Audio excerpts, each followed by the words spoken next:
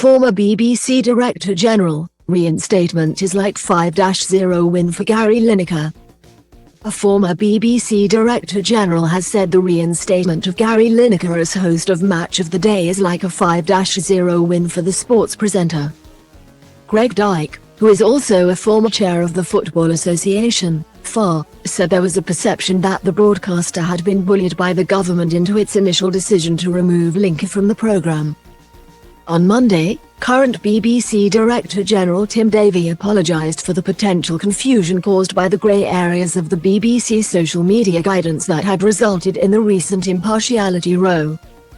Lineker, 62, was taken off air for a tweet comparing the language used to launch a new government asylum seeker policy to that of 1930s Germany, resulting in a boycott of MOTD by several regular pundits and commentators. Confirming his return to the Football Highlights show on Saturday, Mr. Davie said the presenter will abide by the editorial guidelines until a review of the BBC social media policy is complete. Speaking on Tonight with Andrew Marr, Mr. Dyke said, "Today's announcement is like a 5-0 win for Gary Lineker really, or maybe 5-1. As I understand it, this was the very solution that was offered to the BBC on Friday. And they turned it down, now they've accepted it." Mr. Dyke was Director General of the BBC from 2000 to 2004, but resigned following heavy criticism of the BBC's news reporting process in the Hutton inquiry. He also held the post of FA chairman from 2013 to 2016.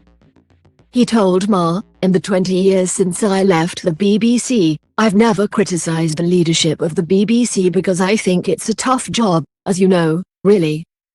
And I think by and large, if you're an ex-director, generally your job is to walk away.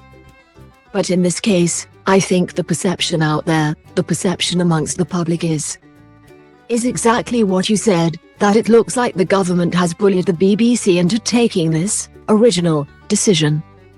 Now, I don't know whether that's true or not. I have no idea. But if that's the perception, it's very bad news for the BBC." The impartiality row over Lineker's tweet has also raised further questions about the position of BBC Chairman Richard Sharp. After it emerged he had helped former Prime Minister Boris Johnson secure an £800,000 loan facility. An investigation is currently underway into Mrs. Sharp's appointment to the position. Asked about Mr. Sharp's removal from the position, Mr. Dyke said, "I'm not sure I do think he should go. I personally hope there's an opportunity in this inquiry to look at the whole way that the chairman and the governors get appointed at the BBC. Because I think, we're now in a world where they shouldn't be appointed by the government of the day." Asked about alternative methods of selecting the BBC chairman, he added, "It could be a panel of MPs. It could be a panel of the great and the good, it could be all sorts of things. But I do think you can't carry on.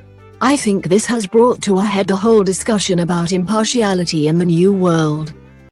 And I think the BBC has got to face up to that."